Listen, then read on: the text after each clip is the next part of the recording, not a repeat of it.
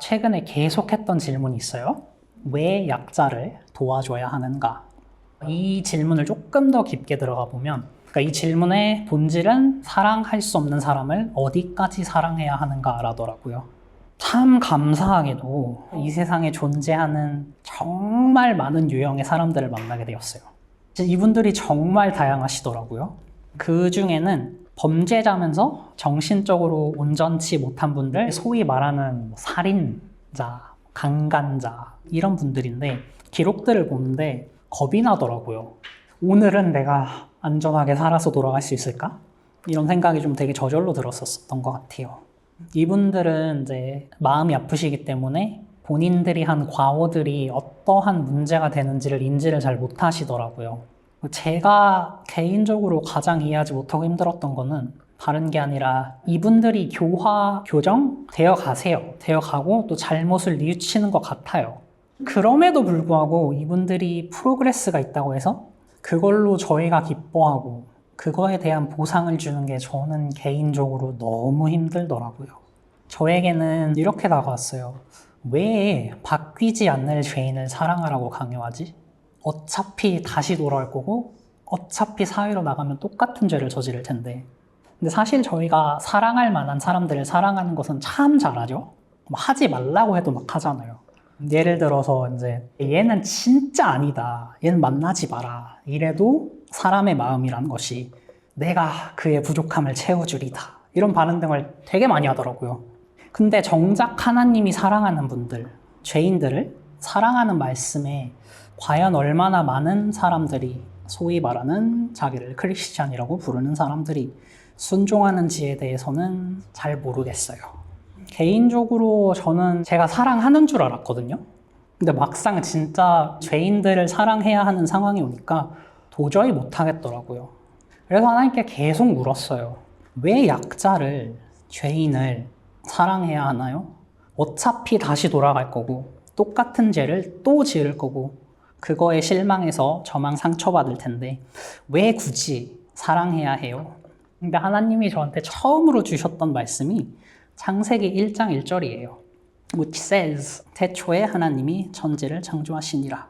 In the beginning God created heaven and the earth. 성경의 첫 구절이잖아요. 얼마나 중요하겠어요. At the beginning of the Bible. 딱 이렇게 저에게 말씀해 주셨어요. I created them just like I created you. 그러면서 창세기 1장 27절에 하나님이 자기 형상, 곧 하나님의 형상대로 사람을 창조하시되 And he said to me, They're all my sons, they're all my daughters. And I told him, I said back to him, But God, they will abandon you. They have abandoned you. They will live how they want to live. In fact, they don't even want to listen. They don't know what is wrong. 그럼에도 하나님은 죄인을 사랑하신다고 하시더라고요. 처음 이 말씀을 받았을 때 머리로는 이해가 되더라고요. Because God is the creator. He has created everyone. 근데 그걸 인정하기가 쉽지 않더라고요. 저는 계속해서 하나님께 계속 물었던 것 같아요. 사실 물으면서도 납득이 갈 만한 응답을 받을 거라고 생각하지도 않았어요. 왜냐면 I've been living like this for like 30 years of my life. 근데 과연 이게 하루아침에 바뀔까? 라는 생각이 좀 많았거든요. 그러는 중에 저는 한 선생님을 만나게 됩니다. 이분은 이제 지적장애 학교 선생님이세요. 이분이 제가 만나기 한 몇 주 전에 학생한테 구타를 당하셔서 정형외과를 다니신다고 하시더라고요. 근데 그런데도 그냥 처음 보는 사람이 이분을 보면 와, 진짜 애들 사랑하시는구나 라는 게 바로 느껴지실 것 같아요.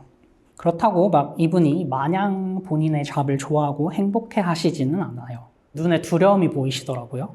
또 맞으면 어떡하지? 또 다치면 어떡하지? 나이가 좀 있으셔서. 근데 그럼에도 아이들을 향한 사랑이 더 크셔서 계속해서 그냥 애들한테 다가가시더라고요. 그 모습을 보는데 그냥 I saw Jesus인데요. 아, 저게 진짜 예수님의 사랑이겠구나. 본인이 다칠 걸 알면서도 변하지 않을 걸 알면서도 그냥 사랑해서 저렇게 끝까지 다가가는구나. 되게 재밌는 게 사실 애들이 맨날 다가가면 일단 기본적으로 피하고 그래도 또 다가가면 폭력적으로 변하고 그리고 이분이 이제 개인적으로 해주신 말씀이 사실 교육 방침이랑 이분이 하시는 서비스가 맞지 않대요. 이분은 뭔가를 가르치고 변화 이런 거보다 그냥 사랑을 주려고 하시거든요.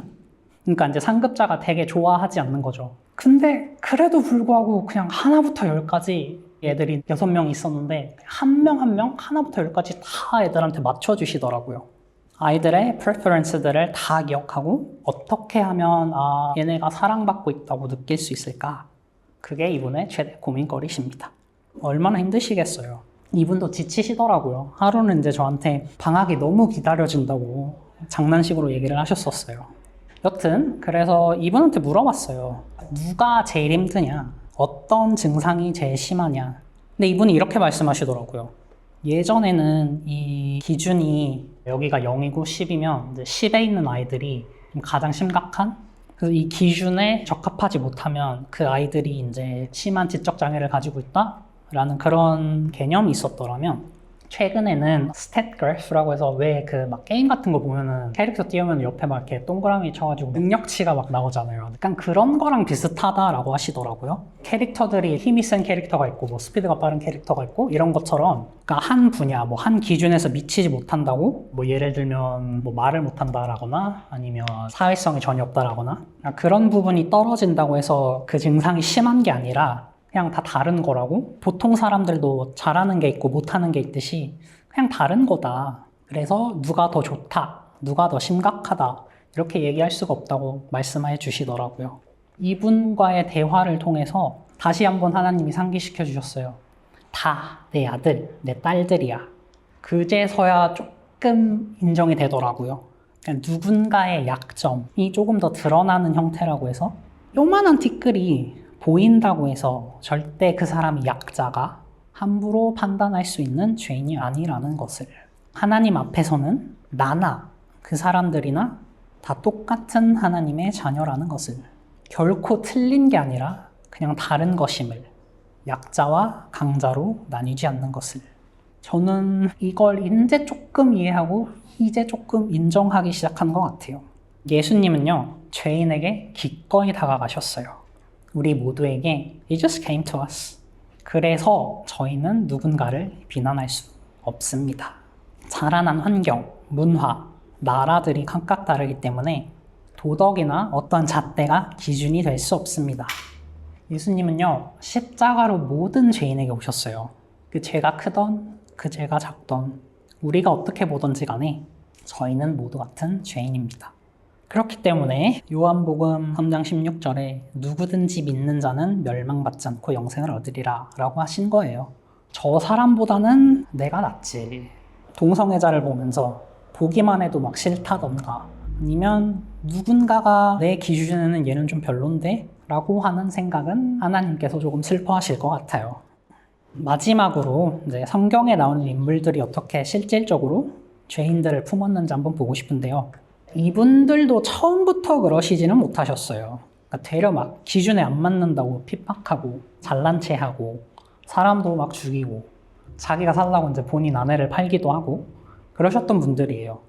근데 그럼에도 불구하고요, 사도 바울은 혹여나 누군가가 자신의 부족함 때문에 복음을 거부할까봐 자기 자신을, 자기 몸을 치면서까지 하나님께 복종했고요. 요셉은 형들이 노예로 팔고 정말 고생하다가 자수성가하고 나니까 이제 충분히 형들을 해코지할 수 있는 그런 포지션이 됐는데도 그들을 그냥 용서했고요. 모세는 골칫덩이인 이스라엘 백성을 하나님이 치리 멸하시고 모세와 새롭게 시작하시겠다고 제안까지 하셨는데 생명책에서 자신의 이름을 대신 지워달라고 하고, 또 아브라함 같은 경우는 생판 남인 사람들을 위해 And he knew that God was able to take his life as well. 그럼에도 불구하고 하나님이 그만하라고 하실 때까지 간구했어요. 자, 이분들은 어떻게 죄인이고 남인 사람들을 위해 이렇게까지 자기 자신을 버리면서까지 사랑할 수 있었을까요? 이분들은요, 완벽한 하나님의 사랑을 맛봤던 것 같아요. 아까도 얘기했지만 진짜 나 같은 죄인도 하나님이 하나님의 완전한 사랑을 받았는데, 그러니까 남을 사랑할 수밖에 없는 거예요. 하나님이 보시는 대로 남을 볼 수밖에 없는 거예요. 오픈 성도 여러분, 여러분은 얼마나 하나님의 사랑을 맛보고 계신가요? 그리고 그 사랑을 얼마나 베풀고 계신가요? 하나님의 완전하신 사랑을 플로우 하시도록 축복합니다.